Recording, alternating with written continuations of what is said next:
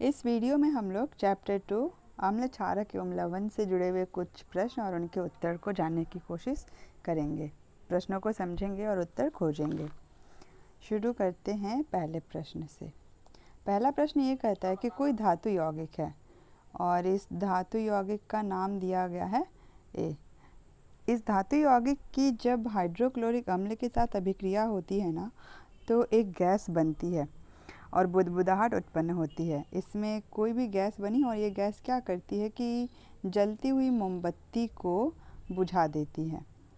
अब इसके आगे और दिया हुआ है कि यदि इनमें से एक तो उत्पाद गैस है और दूसरा जो उत्पाद कैल्शियम क्लोराइड है, तो हमें ये बताना है कि ये धातु यौगिक क्या है। अगर ये पता चल जाए तो हमें इसके लिए समीकरण लिखना है। सवाल है धातु यौगिक, इसके हाइड्रोजन क्लोराइड हाइड्रोक्लोरिक अम्ल के साथ अभिक्रिया, इसमें बनी गैस जलती हुई मोमबत्ती को बुझा देती है और एक उत्पाद है कैल्शियम क्लोराइड। तो हमें इस अभिक्रिया के लिए रासायनिक समीकरण लिखना है और संतुलित भी करना है। हम हिंट कहाँ से लेंगे? ये गैस क्या कर रही है? मोमबत्ती को बुझा रही है ना, और बुझाने के लिए जो गैस होती है वो कौन सी होती है? Carbon dioxide. यानी कि गैस का हमें पता चल गया मोमबत्ती के बुझने से। दूसरा उत्पाद क्या है? Calcium chloride. और अभिक्रिया किसके साथ हो रही है? हम लोग, ये उत्पाद साइड है और ये अभिकारक हाइड्रोक्लोरिक अम्ल है और कोई धातु यौगिक है। अब हम लोग ये अनुमान लगा सकते हैं कि कैल्शियम क्लोराइड यानी कि जो धातु होगा ना, वो कैल्शियम का कोई यौगिक होगा, तभी कैल्शियम क्लोराइड बन रहा है।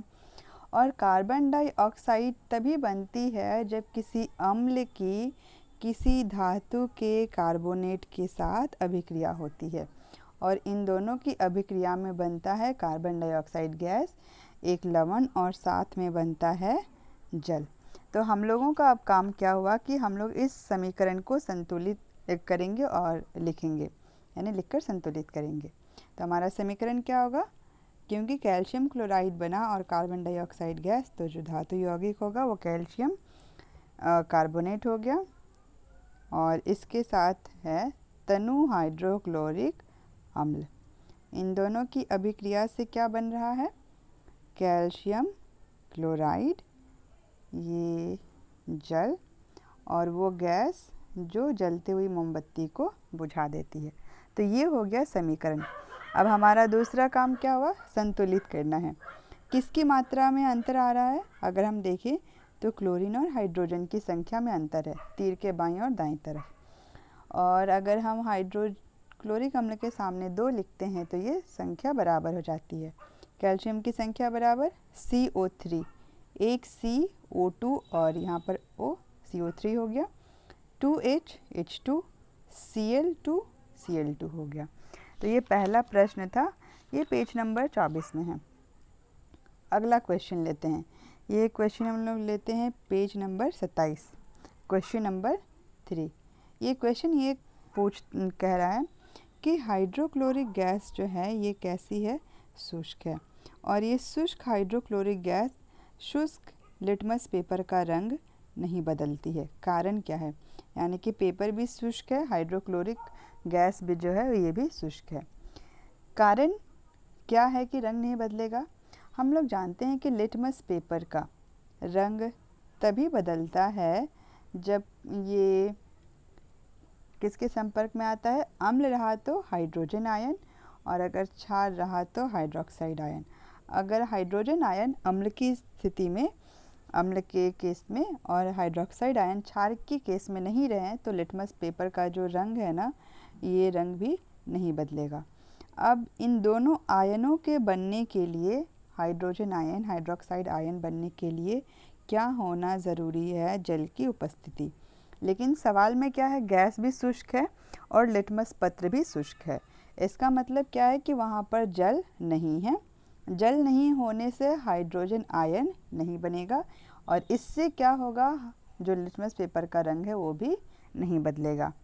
यानी कि उल्टा हम लोग कह सकते हैं दूसरे तरह से कि अगर इनमें से किसी के पास भी जल होता, यानी कि जो गैस है ये गैस क्या होती? इसमें जल होता, या फिर जो हमारा लिटमस पेपर है ना, ये गीला होता। लिटमस पेपर तो सूखा आता है, इसको हम लोग जल में गीला करते। अगर इन दोनों में से किसी के पास भी जल होता ना तो क्या हो जाता कि ये जो हाइड्रोजन क्लोराइड गैस है ना वो क्या करती, रंग बदल देती लिटमस पेपर का। क्यों? क्योंकि जल है, इसका मतलब किसका निर्माण होगा, हाइड्रोजन आयन का, और क्या होगा, लिटमस पेपर का रंग बदल जाएगा। तो अगर दोनों शुष्क रहें तो रंग नहीं बदलता है क्योंकि हाइड्रोजन आयन नहीं बन पाएगा। तीसरा सवाल है, कुछ पदार्थों के नाम दिए जा रहे हैं, उनका आपको पीएच बताना है। एक है जठर रस यानी कि हाइड्रोक्लोरिक अम्ल जो हमारे आमाशय में पाया जाता है। दूसरा है नींबू का रस, इसका पीएच बताना है। शुद्ध जल, इसका पीएच बताना है। उसके बाद कुछ और भी पदार्थ हैं जिनका पीएच बताना है। तो जठर रस का पीएच लगभग 1.2 होता है, 1.2। नींबू के रस का लगभग 2.2 होता है। शुद्ध जल का पीएच मान 7 होता है। कुछ और पदार्थों के भी बताने हैं। पीएच मान रक्त का बताना है। उसके बाद मिल्क ऑफ मैग्नीशिया यानी कि मैग्नीशियम हाइड्रोक्साइड का पीएच बताना है। और ये अंतिम रहा, सोडियम हाइड्रोक्साइड विलयन का पीएच मान बताना है। तो रक्त का पीएच मान होता है नियरली 7.4, मिल्क ऑफ मैग्नीशिया का 10 और सोडियम हाइड्रोक्साइड विलयन का होता है 14। तो ये कुछ प्रश्न है जहाँ पे आपको दिए गए पदार्थों का पीएच मान बताना था। अगला प्रश्न हम लोग लेते हैं चैप्टर 2 के पेज 36 से। क्वेश्चन है, कठोर जल को, जल कठोर है, इसको मृदु जल बनाने के लिए किस सोडियम यौगिक का उपयोग किया जाता है? उत्तर क्या होगा? इसके लिए धोने का सोडा यानी कि वॉशिंग सोडा, ये जो हो गया सोडियम कार्बोनेट डेकाहाइड्रेट का उपयोग किया जाता है कठोर जल को मृदु जल में परिवर्तित करने के लिए। अगला प्रश्न इसी पेज से हम लोग लेते हैं। प्रश्न है, प्लास्टर ऑफ पेरिस की जल के साथ अभिक्रिया का समीकरण लिखना है। तो हमें प्लास्टर ऑफ पेरिस का सूत्र चाहिए। ये क्या होता है? कैल्शियम सल्फेट हेमीहाइड्रेट अर्धहाइड्रेट, साथ में ये हो गया जल। इसको पहले से ही संतुलित कर लेते हैं। ये हो गया जल, तीर बनेगा, और जो उत्पाद है वो है जिप्सम कैल्शियम सल्फेट बाईहाइड्रेट 2H2O। ये हो गया समीकरण। अगला प्रश्न लेते हैं इसी अध्याय का, अभ्यास से लेते हैं, पेज नंबर 37 से। ठीक है, अब क्वेश्चंस लेते हैं। ये क्वेश्चन है कि एक विलयन दिया हुआ है, यानी कि कोई भी सॉल्यूशन है किसी पदार्थ का, और ये किसका रंग बदलता है? लाल लिटमस को नीले रंग में बदलता है। और इसका पीएच कितना होना चाहिए संभवतः? ऑप्शन दिया हुआ है, इसका पीएच 1 होना चाहिए, 4 होना चाहिए, 5 होना चाहिए या 10 होना चाहिए। तो हमें इस विलयन का पीएच गेस करना है, अनुमान करना है। और इसने क्या किया? लाल लिटमस को नीले रंग में बदला। अब लाल को नीला कौन करता है? ये काम होता है क्षार का, और क्षार का पीएच कितना होता है? हमेशा 7 से ज़्यादा 14 तक, 7 to 14 के रेंज में होता है। तो इसका उत्तर क्या हो जाएगा? 10। ये जो विलयन है इसका पीएच मान हो गया 10। अगला सवाल है, अभ्यास का ही है, कि कोई विलयन अंडे के पीसे हुए कवच से अभिक्रिया करके गैस उत्पन्न करता है और ये चूने के पानी को दूधिया कर देती है। तो यहाँ पे एक विलयन है और यहाँ पे हम लोग लिख लेते हैं ये अंडा का कवच है। इससे अभिक्रिया करता है और एक गैस बनता है, और ये गैस क्या करती है ना, चूने के पानी को दूधिया कर देती है। ऑप्शन दिया हुआ है, बताना है कि ये जो विलयन है इसमें क्या होगा। अच्छा, उसके पहले ये जानना है, हमें जानना चाहिए कि अंडे के कवच में कौन सा पदार्थ होता है। तो ये जो अंडे का कवच है ना, इसमें होता है, मतलब ये कैल्शियम कार्बोनेट से बना हुआ होता है। अब क्वेश्चन में ऑप्शन दिया हुआ है कि कौन सा विलयन होगा। यहाँ पे हम लोग एक की जगह लिख लेते हैं कैल्शियम कार्बोनेट। विलयन का जो ऑप्शन है सोडियम क्लोराइड है, हाइड्रोजन क्लोराइड है, लिथियम क्लोराइड है और एक चौथा ऑप्शन है पोटेशियम क्लोराइड। हिंट क्या है हमारे पास, जो गैस बन रही है वो चूने के पानी को क्या कर रही है, दूधिया, यानी कि इसमें गैस हो गई कार्बन डाइऑक्साइड। और ये कार्बन डाइऑक्साइड तभी बनती है जब कोई भी धातु कार्बोनेट किसी अम्ल के साथ अभिक्रिया करता है, यानी कि ये जो विलयन है उस विलयन में क्या है, हाइड्रोक्लोरिक अम्ल है, क्योंकि एक अम्ल ही किसी धातु कार्बोनेट से अभिक्रिया करके कार्बन डाइऑक्साइड गैस बनाता है। बाकी सब क्या है, सोडियम क्लोराइड जो है वो लवण है, लिथियम क्लोराइड, पोटेशियम क्लोराइड ये सभी लवण हैं, और कोई लवण जो है वो कैल्शियम कार्बोनेट से अभिक्रिया करके कार्बन डाइऑक्साइड गैस नहीं बनाता। तो सही उत्तर क्या हो जाएगा, हाइड्रोजन क्लोराइड, हाइड्रोक्लोरिक अम्ल हो जाएगा। अगला प्रश्न है अपच, इंडाइजेशन। अपच का उपचार करने के लिए किस औषधि का उपयोग किया जाता है। अपच मतलब जब एसिडिटी हो जाती है और खाना सही से नहीं पचता है, तो ऐसी स्थिति में हम लोग किसका उपयोग करते हैं, एंटासिड। एंटासिड, इसका एक एग्जाम्पल है मिल्क ऑफ मैग्नीशिया, इसको हम लोग ऐसे लिखते हैं मिल्क ऑफ मैग्नीशिया, और इसका सूत्र है मैग्नीशियम हाइड्रोक्साइड MgOH2। तो अपच के उपचार के लिए हम लोगों को चाहिए एंटासिड। अगला प्रश्न है, कुछ वाक्य दिए हुए हैं और उनके लिए शब्द समीकरण लिखना है, फिर संतुलित करना है। वाक्य ये कहता है कि तनु सल्फ्यूरिक अम्ल किसके साथ अभिक्रिया करता है, जिंक के साथ अभिक्रिया करता है। तो तनु सल्फ्यूरिक अम्ल के लिए हम लोग उसका सूत्र लिखेंगे, समीकरण है ये हो गया तनु सल्फ्यूरिक अम्ल, इसकी अभिक्रिया किसके साथ हो रही है, जिंक, जिंक है ठोस। इस अभिक्रिया में क्या बनेगा, धातु और अम्ल की अभिक्रिया है ना, तो यहाँ पर बनेगा लवण जिंक सल्फेट और साथ में बनेगी हाइड्रोजन गैस। संतुलित करना है, ये एक्वस हो जाएगा और ये गैस। तो हम लोग संख्या गिनती कर लेते हैं। जिंक की संख्या बराबर है SO4 बराबर है H2 भी बराबर है, तो ये संतुलित है समीकरण। ऐसा ही अगला सवाल है। सवाल ये है कि तनु हाइड्रोक्लोरिक अम्ल मैग्नीशियम पट्टी के साथ अभिक्रिया करता है। तनु हाइड्रोक्लोरिक अम्ल मतलब हो गया HCl, ये किसके साथ अभिक्रिया करता है, मैग्नीशियम पट्टी, मैग्नीशियम रिबन।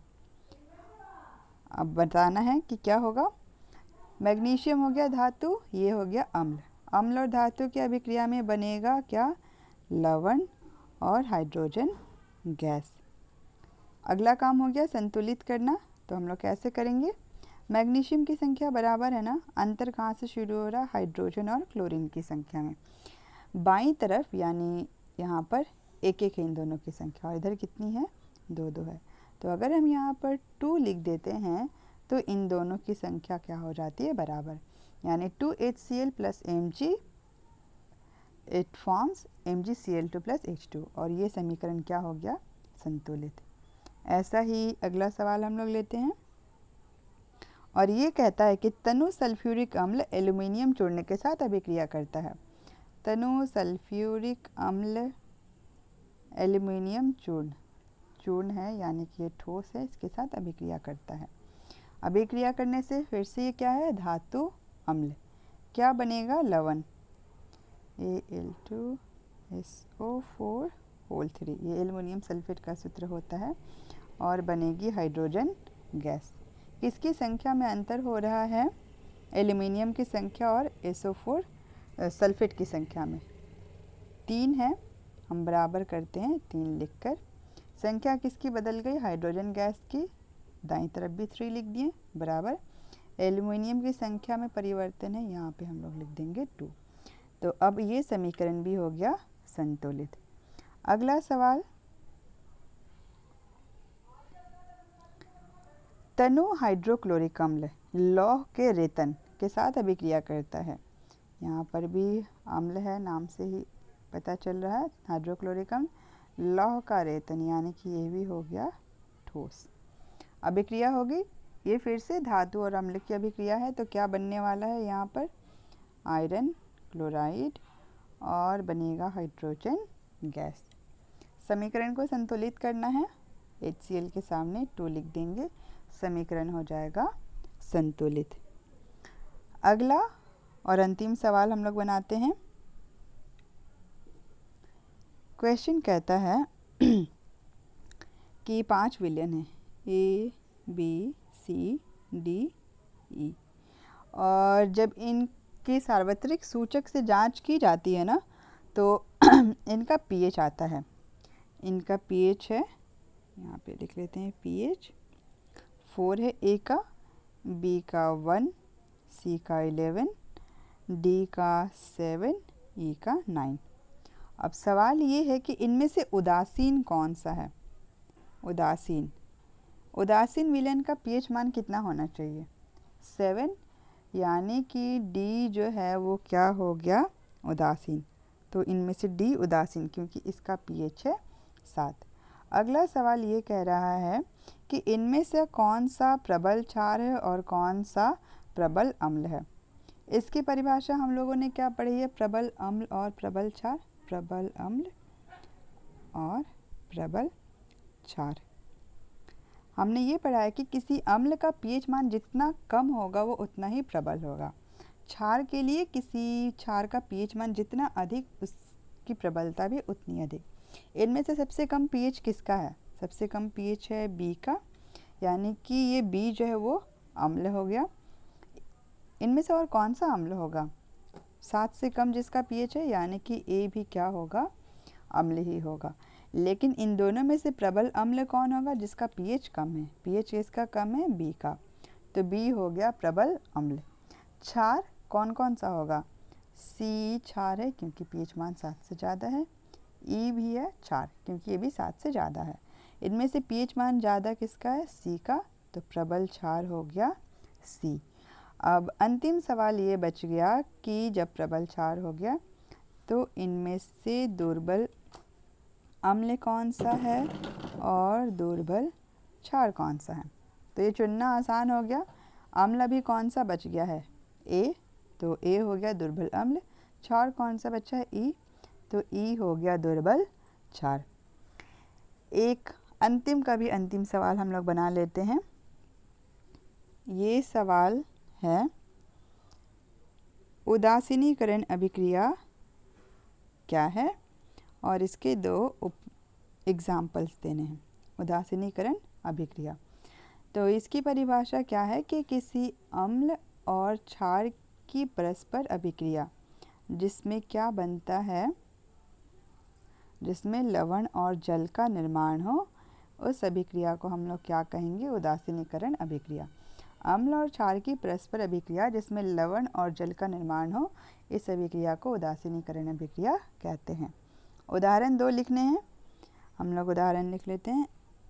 अम्ल और क्षार है ना, अच्छा क्षार को ही पहले लिख लेते हैं। सोडियम हाइड्रोक्साइड और हाइड्रोजन क्लोराइड हाइड्रोक्लोरिक अम्ल। लवण बनेगा और जल, जो लवण बनता है वो है NaCl और ये हो गया जल। तो ये एक उदाहरण हो गया। दूसरा उदाहरण, अम्ल लेते हैं सल्फ्यूरिक अम्ल और क्षार कौन सा ले लें, मैग्नीशियम हाइड्रोक्साइड ले लेते हैं। अभिक्रिया होगी दोनों की, बनेगा लवण और जल। तो जो लवण बनता है वो है मैग्नीशियम सल्फेट और बनेगा जल। संतुलित करना है, देखते हैं मैग्नीशियम की संख्या बराबर सल्फेट बराबर है, किसकी संख्या में अंतर है, हाइड्रोजन और ऑक्सीजन की संख्या में। अगर हम H2O के सामने 2 लिखते हैं तो ये संख्या भी बराबर हो जाती है। यहाँ पे 2 4 हाइड्रोजन हो गया, 2 ऑक्सीजन हो गया। इतना हम लोगों ने कुछ सवाल किया चैप्टर 2 अम्ल क्षारक एवं लवण का। बाकी सवालों को भी आप बनाने की कोशिश करें, वो सब बन जाएगा।